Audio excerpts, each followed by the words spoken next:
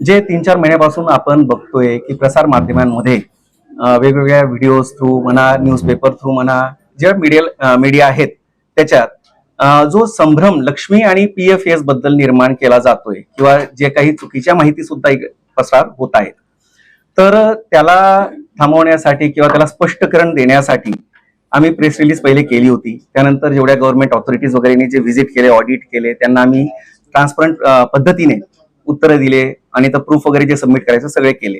तरीही ते आता परत निदर्शनास येते की ते अजूनही पसरत चाललंय. म्हणून आम्ही ही एक पत्रकार परिषद बोलवली, जिथे की जे संभ्रम असतील, जे प्रश्न असतील, त्यांची आम्ही खुल्या रीतीने तुम्हाला उत्तरं देऊ शकतो आणि तुम्हाला त्याचं स्पष्टीकरण देऊ शकू. त्यासाठी ही प्रेस कॉन्फरन्स ठेवण्यात आलेली आहे.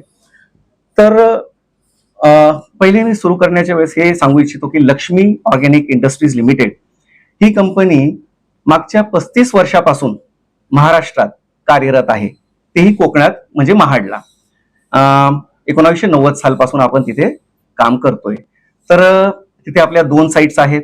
तिसरी साईट आपण आता लोट्याला सुरू केलेली आणि चौथी दहेजला. तर ह्या मॅन्युफॅक्चरिंग युनिट्स थ्रू आम्हाला देशाचं आणि प्रदेशाचं दोघांचंही आर्थिक दृष्ट्या आमचा सहभाग झाला आणि करायला मिळाला, त्याबद्दल आम्ही आभारी आहोत. आणि यासोबतच कोकणवासियांबरोबर आमचं घट्ट नातं जुळलंय. महाडमध्ये त्याचं एक्झाम्पल आहे मागच्या 35 वर्षांचं, आणि आता ते लोट्यातही तसंच आम्ही करतोय. आणि लक्ष्मी कंपनी ही multi product, multi disciplinary, multi site अशी ऑर्गनायझेशन आहे. तर PFAS हा एक भाग आहे, छोटा भाग आहे त्याचा, नवीन साईट आहे त्याच्यावर. आणि आमचा प्रामुख्याने EHS हा मोठा आधारस्तंभ आहे. एन्व्हायरमेंट, हेल्थ अँड सेफ्टी, पर्यावरण, स्वास्थ्य आणि सुरक्षा हे नेहमीच आम्ही जोपासलेली आहे. त्याचे आमचं ट्रॅक रेकॉर्ड आहे.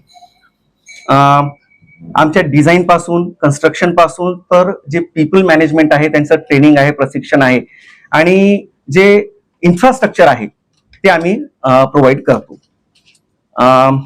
आता याच्या पुढे साहेब तुम्हाला मुळात आधी आज पत्रकार परिषद घेण्याचा उद्देश हो तोच की जिथे जे काही प्रश्न असतील ज्याच्यात, कारण की आता भरपूर काही अस्पष्ट जे प्रश्न, अर्धवट प्रश्न सुद्धा विचारले जात आहेत आणि पसरत आहेत, त्यांना उत्तर कोणी देत नाहीयेत किंवा आम्ही देतोय ते पोहोचत नाहीत आतापर्यंत. ते पोहोचवण्याचा हा एक माध्यम आहे. आता पत्रकार परिषद घेत आहे, पण ते गेल्या 2 महिन्यापासून उपोषण करतायत. तुम्ही त्यांना कधी भेटलात काय? त्यांना समजून सांगितलं काय पाहिजे कंपनीची पासून? ते तुम्ही आता प्रेस कॉन्फरन्स घेतायत, त्यांना कधी जाऊन भेटला, तुम्हाला असं वाटलं का? साहेब, आंदोलन करण्याआधी आमच्याकडे ती टीम आली होती साईटवर. आम्ही साईटवर त्यांच्याशी मुलाखत घेतली. पूर्ण भूमिका की कसं आम्ही लक्ष्मीने कसे ते ऍसेट्स घेतले, आम्ही काय करतोय, काय प्रोडक्ट बनवणार, त्यांचे ऍप्लिकेशन काय आहेत आणि कसे ते महत्वाचे आहेत आजच्या आपल्या देशासाठी, बरोबर, हे सगळं आमचं डिस्कशन झालेलं, त्यांना पटलेलं, आणि त्यानंतर ते बाहेर जाऊन त्यांनी ते आंदोलन घोषित केलेलं. त्यानंतर सुद्धा त्यांचे काही प्रश्न होते ते आम्हाला पाठवले, आम्ही त्यांची उत्तरं दिली. तर ते सगळं जसं एक एक्सचेंज ऑफ इन्फॉर्मेशन झाली पाहिजे ती झालेली आहे साहेब. त्यांचं समाधान करण्यास तुम्ही कमी पडले, तुम्हाला असं वाटत नाही? कमी पडलो असं म्हणणं नाहीये, पण आम्ही त्यांचे सगळ्या प्रश्नांचं उत्तर दिलेलं आहे साहेब. उत्तर दिल्यानंतर त्यांचं एक समाधान व्हायला पाहिजे, पण त्यांनी शांत राहिले, तरी ते उपोषण चालू आहे. आता त्यांनी 6 एप्रिलला रत्नागिरी जिल्हा बंदची हाक दिली म्हणून तुम्ही प्रेस घेतली, असं मला समजतंय. नेमकं काय? नाही साहेब, काय झालं, त्या 6 तारखेच्या मोर्चाचं आणि या प्रेस कॉन्फरन्सचा संबंध नाही, कारण की आम्ही हा प्रेस कॉन्फरन्स करण्याचा कधीपासून प्रयत्न करत होतो. पण ज्या वेगवेगळ्या व्हिजिट्स आणि ऑडिट ज्या चालू होत्या, आता त्यात भरपूर इन्फॉर्मेशन एक्सचेंज वगैरे चालू असतो, त्यात आमची सगळी टीम एंगेज होती. आता कुठे जाऊन एक वेळ मिळालाय की आता ना सगळे रिपोर्ट्स येण्याच्या मार्गावर आहेत, आणि तर म्हटलं आता एक बरोबर वेळ आहे जिथे की आपण प्रश्नांचं उत्तर देऊ शकतो.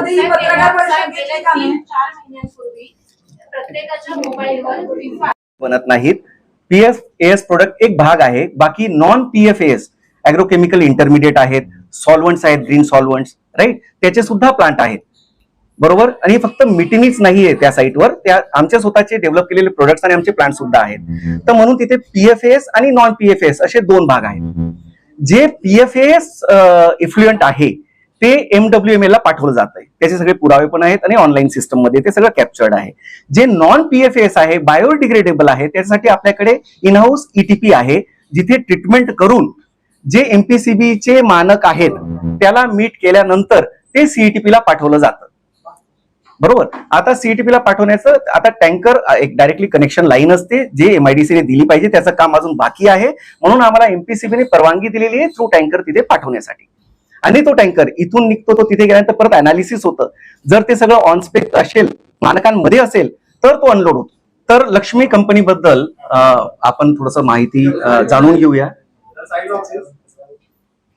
जवळपास लक्ष्मीच्या 4 साईट आहेत भारतात. 3 महाराष्ट्रात, 2 महाडमध्ये, 1 लोट्यात, 1 गुजरातमध्ये, दहेजमध्ये. आणि लक्ष्मी इसेन्शियल केमिकल्स आणि स्पेशालिटी केमिकल्स. इसेन्शियल्स म्हणजे जे रोज लागणाऱ्या वेगवेगळ्या ठिकाणी भरपूर प्रमाणात लागणाऱ्या गोष्टी, ज्यात भरपूर सॉल्व्हंट्स असतात, ऍसिटिक अनहायड्राइड आहे, असे केमिकल्स पण बनवतो. आणि दुसऱ्या बाजूला स्पेशालिटीज मध्ये की ज्यांना एक खूपच विशिष्ट असं त्याचा उपयोग असेल, त्याला म्हणतात स्पेशालिटीज, जे कस्टमर स्पेसिफिक असतं, कोणाला कसं लागणार आहे त्याप्रमाणे ते बनवून देणं. तर आपण ह्या दोघा याच्यात बिझनेस करतो. अराउंड $350 मिलियन बिझनेस रेव्हेन्यू आमचा आहे. आणि जवळपास 650+ कस्टमर्स आहेत पूर्ण जगभरात. आणि 50+ कंट्रीजला मी सर्व्ह करतोय इंडियामधून. आणि आपण जी पॉवर यूज करतो त्यात ग्रीन पॉवर, सोलार, हायड्रो याचा 25% आपण वापर करतोय, जेणेकरून आपण पर्यावरणावर धोका होऊ नये. त्यामुळे ह्या आमच्या 4 व्हॅल्यूज आहेत. इंटिग्रिटी, दुसरी आहे इनोव्हेशन, नवीनता काहीतरी करणे आणि सुधार करत राहणे. कस्टमर सेंट्रिसिटी, जे आमचे कस्टमर्स इंटरनल एक्सटर्नल जेवढे कस्टमर्स आहेत, बरोबर, की त्यांच्या दृष्टिकोनातून बघून त्यांना काय हवंय त्याप्रमाणे आपले प्रोडक्ट्सला आणि इतर सिस्टम्सला डिझाईन करणे. आणि सस्टेनेबिलिटी म्हणते की जे पर्यावरण आहे आणि जे आपल्या आजूबाजूला जे लोक राहतात, वस्ती आहे, सगळ्यांचंच कुणाचंही काही नुकसान न होता सस्टेनेबल वे मध्ये आपण कसं प्रोडक्शन करू शकतो. तर ह्या आमच्या 4 व्हॅल्यूज आहेत. नंतर आमच्या ह्या काही EHS प्रोग्राम आहेत, ज्यात की पर्यावरण, स्वास्थ्य आणि सुरक्षा या तिघांचं कसं लक्ष ठेवलं जाणार. नेक्स्ट, हे 2 बिझनेसेस आणि त्यांचे प्रोडक्ट्स बद्दल माहिती आहे. Ethyl acetate, propyl acetate, butyl acetate, acetic anhydride. Acetic anhydride हा प्रोडक्ट आपला पॅरासिटामॉल वापरतो आपण, त्यासाठी मेन घटक आहे. बरोबर. ऍसिटाल्डिहाइड हा एक सॉल्व्हंटच आहे. Pharma, agrochemical, packaging, inks, printing, adhesive, coatings, हे सगळे ऍप्लिकेशन्स आहेत. या इंडस्ट्रीज मध्ये आपले हे सगळे प्रोडक्ट जातात. स्पेशालिटीज मध्ये भरपूरशे प्रोडक्ट्स आहेत, हे सुद्धा वेगवेगळ्या इंडस्ट्रीज मध्ये जातात. जर लोट्याचं आपण म्हटलो तर लोट्याचे जे प्रोडक्ट्स आहेत, जे PFAS आहेत, ते सुद्धा जे सनराइज इंडस्ट्रीज आहेत, आता इलेक्ट्रॉनिक व्हेकल म्हणतो, इलेक्ट्रिकल व्हेकल्स म्हणतो, सेमीकंडक्टर्स म्हणतो, electrical, defence, then medical devices, right, fire fighting, या सगळ्या गोष्टींमध्ये आपले प्रोडक्ट जातात. या इंडियातल्या 4 साइट्स दाखवलेल्या आहेत. आणि बाहेर आपले जे ऑफिसेस आहेत, युरोपमध्ये, बेल्जियममध्ये आहे, नेदरलँड्सला आहे, इटलीला आहे आणि चायनामध्ये शांघाईमध्ये. हे ऑफिसेस ते डिस्ट्रीब्युशन करण्यासाठी आणि टँकेजेस आहेत स्टोअर करण्यासाठी आणि डिस्ट्रीब्यूट करण्यासाठी. खरं काय येस. आता मिटनी बघा, जी मेटनी कंपनी इटलीत होती, तिचा आणि लक्ष्मीचा डायरेक्ट असा काही संबंध नाही. तिथे मिटनी कंपनी 1960 पासून कार्यरत होती आणि त्यांनी 1960 पासून ते 2017 पर्यंत जे आम्ही वाचलंय, बरोबर, जे तिथे कोर्ट केसेस झाल्यात किंवा वृत्तपत्रात जे आले, त्याच्यावरून मी जेवढा रिसर्च केला आम्ही, त्याच्यावरून हे सिद्ध होतं की त्यांनी त्या पूर्ण 50 ते 55 वर्ष इफ्लुएंट विदाऊट ट्रीटमेंट नदीत आणि जमिनीत सोडलेलं आहे. ठीक आहे. त्यामुळे त्यांना शिक्षा झाली वगैरे वगैरे वगैरे. पण जेव्हा हे केस वगैरे चालत असल्यामुळे ती कंपनी कर्जबाजारी झाली. कर्जबाजारी झाल्यानंतर जशी आपल्याकडे सुविधा आहे तशी तिथेही एक कोर्ट आहे, जो कर्जबाजारी कंपन्यांना लिलावात काढतो आणि ते सेटलमेंट करतो ज्यांच्याकडून ते कर्ज घेतलेलं आहे. तशा त्या कोर्टात लिलावात आपण लक्ष्मीने ती कंपनी विकत घेतली. कंपनी म्हणजे त्यात काय, ऍसेट्स म्हणजे जे रिएक्टर्स वगैरे असतात ते, आणि टेक्नॉलॉजी नॉलेज. बरोबर. आता आपल्याला ऍसेट्स म्हणजे, कारण की ती डिझाईन आहे रिएक्टर्सची, ती युनिक, ती खूप वेगळी आहे. इंडियात तसे रिएक्टर्स नाहीयेत. म्हणून आपल्याला ती घेणं गरजेचं होतं. दुसरं टेक्नॉलॉजी. आपण टेक्नॉलॉजी घेतली तर आता ते 100 पेक्षा जास्त PFAS चे प्रोडक्ट बनवत होते. आपण ते प्रोडक्ट बनवायचे असं नाहीये.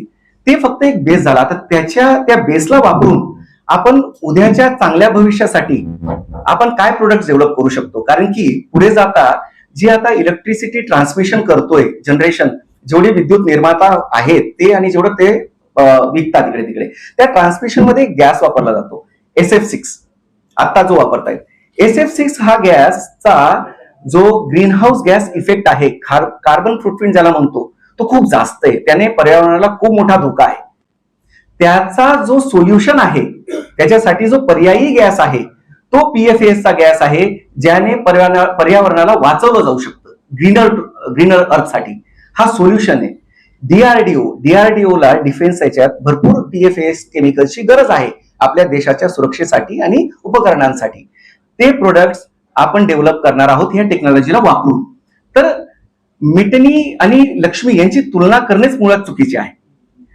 त्यांनी तिथे कसं प्रोडक्शन केलं, इफ्लुएंट का आणि ट्रीट केलं ते आम्हाला माहित नाही. पण ऍज अ लक्ष्मी आम्ही त्याच्यावर ठाम आहोत जेव्हापासून टेक्नॉलॉजी घेतली आणि लावली तेव्हापासून, की आपण PFAS च्या इफ्लुएंटचं सायंटिफिकली ट्रीटमेंट करायचं. जे सायंटिफिकली प्रूव्हन आहे 100% डिस्ट्रक्शन करणार ते आहे इन्सिनरेशन. 100% तुम्ही कोणत्याही नेटवर जाऊन चेक करू शकता. It gets destroyed. Starting 800 degree पासून सुरुवात होते, जे छोटे असतात PFAS ते, तर 1200 पर्यंत फायनल जातं. आणि PFAS हा 10,000 प्लस केमिकल्सचा संच आहे. जसं आपण म्हणतो कडधान्य, भरपूर कडधान्य असतात बरोबर, तसं PFAS मधला आम्ही काही प्रोडक्ट, आता आमच्याकडे 3 प्रोडक्टची परमिशन आहे. पुढे जाता आम्ही ते जसे डेव्हलपमेंट होईल तसं पुढे जाऊ. आता आपण एक प्रोडक्ट बनवतोय, म्हणजे प्रोडक्शन ज्याचा आम्ही सुरू केलेलं तो एक प्रोडक्ट आहे. अजून 2 प्रोडक्टची आमच्याकडे परमिशन आहे पण आम्ही सुरू केलेलं नाही. म्हणजे काय, आता ते सॉलिड आणि लिक्विड दोघं फॉर्म मध्ये हे प्रोडक्ट असतं, जे त्याचं आमचं कोड नेम आहे RM65 म्हणून. ठीक आहे. आणि ह्या प्रोडक्टचा उपयोग जो आहे तो खास करून फायर रिटार्डंट प्रॉपर्टीज देण्यासाठी आहे. म्हणजे आता जेवढे पहिले इलेक्ट्रॉनिक्स जे पॉलिकार्बोनेट म्हणून असतं, पॉलिकार्बोनेट म्हणजे प्लास्टिक्स, राईट, ते वापरले जातात कुठे, इलेक्ट्रॉनिक्स मध्ये, कार्स मध्ये, सेमीकंडक्टर इंडस्ट्रीमध्ये भरपूर ठिकाणी वापरले जातात. आता त्यांना जर ते हीट सेन्सिटिव्ह असतील तर ते काम करणार नाही त्या कंडिशन्स मध्ये. आणि म्हणूनच त्याच्यात हा जो आमचा प्रोडक्ट आहे तो त्या बनवत असताना त्यात टाकला जातो. हा टाकल्यामुळे त्याला फायर रिटार्डंट प्रॉपर्टी, म्हणजे आग जरी लागली तरी तो त्याला सस्टेन करेल त्या टेम्परेचरला. पाणी पडलं तर पाण्यात तो पाणीला ऍब्सॉर्ब करू देणार नाही.